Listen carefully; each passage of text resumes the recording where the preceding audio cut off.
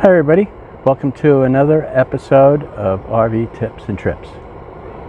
Today we're going to talk about finding an easy solution to a broken RV waste tank valve. Now,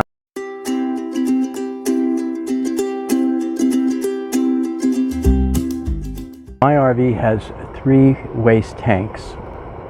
One is a black tank and the other 2 are gray tanks. One is for the kitchen sink, and that's all it does, is just for the kitchen sink, and the other one is for the bathroom sink and shower. Now the problem is with the kitchen tank, the valve got stuck in the open position. Now over time, the valve did get more and more difficult to operate until finally it seized. When I tried to close the valve, I pushed the handle, the metal rod bent. The rod passes through a bushing which goes through the beam of the RV and then connects to a cable which then goes to the valve. So there was no way to straighten that rod out. So now it won't pass through the bushing because the clearances are really tight. So besides replacing the valve, which is all gummed up, now you would also have to replace the cable assembly with a new handle and cable and bushing. I imagine that's all one piece. The valve itself is not located anywhere near the valve handle. This means I would need to open the underbelly of the trailer to get at the valve and also trace out the cable. So I called Keystone to ask where the location of the valve is. They said it can be as far away as 100 inches from the handle. So then I asked them if they could give me a diagram of the layout of the plumbing, and they denied it to me. They said that, oh, sorry, this information is proprietary. Oh man, I tell you, needless to say, I was not a happy camper. I really didn't feel like just arbitrarily cutting open the underbelly to trace out where the cable goes. So I decided to get a valve that just connected to the outlet pipe, and this would be a temporary fix. This way I could close off the outlet, because otherwise water was just running straight out. I got the Valterra twist-on waste valve, and I got that from Amazon. And it was an easy way to solve a problem that really could be a real headache. It was fast and easy. I guess I was pretty lucky that the valve just got stuck in the open position rather than closed, because that really would have been a problem if it was stuck closed. So all 3 tanks share the one common outlet. So with that new valve in place, I drained the kitchen tank first by opening the add-on valve first thing, and then leaving it open until I have finished emptying out all the other tanks. So I would then do the black tank and then the other gray tank, and then closing it when I am done. That was a simple and cost-effective solution to the stuck open kitchen valve. All right, so let me show you. This is the Valterra twist-on waste valve. And it just goes on where your hose connection would normally go, and then you can connect your hose here. So one of the things that I've noticed that people complain about when using this is when they go to twist this off, they accidentally untwist the valve off right there and disconnecting it.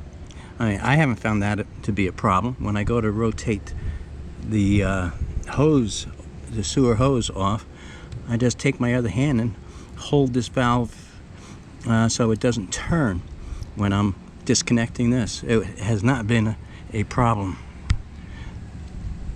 And the valve operates real easy. Here we go.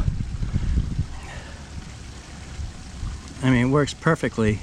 It was, like I said, an easy solution. So open that, I leave it open. After this drains out, then I come over here and then do the black tank. And then when the black tank is finished, I close that off and then pull the other gray tank, which is the bathroom shower. Here is the other gray tank valve, the kitchen one. That's the one that got gummed up.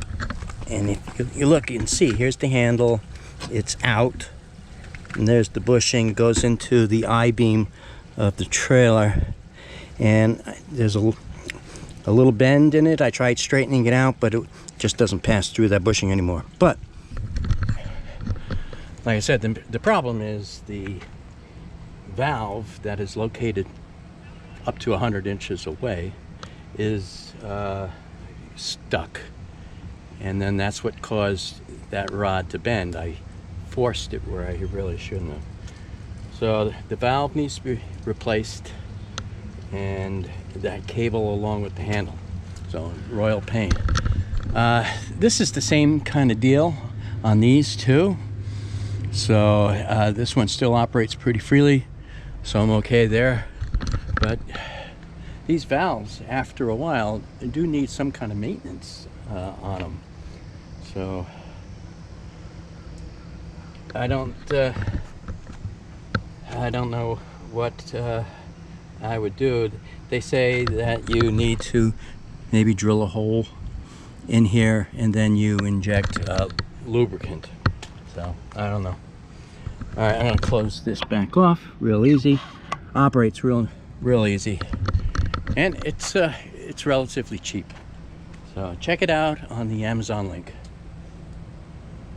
So I eventually one day will get in there and do it properly. But this is where, I mean, this happened a couple months ago, so it's hasn't been a problem doing it this way. So I will just stick with it for now.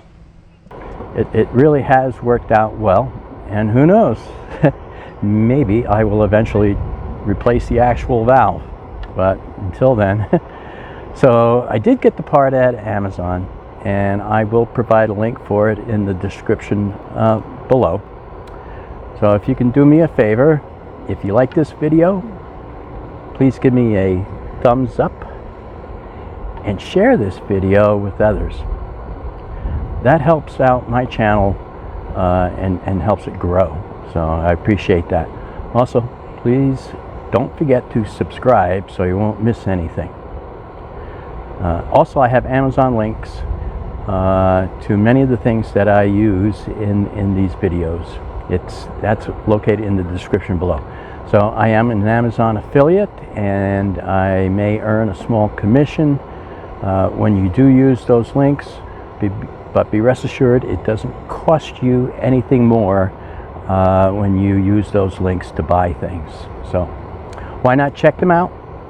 And I thank you for watching, and happy camping. Bye now. Thomas says thanks for watching.